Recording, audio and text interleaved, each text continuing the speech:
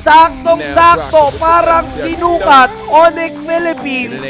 Pinapa-atras yung miyembro ng Aura Fire, pinapa-uwi sa kanilang base.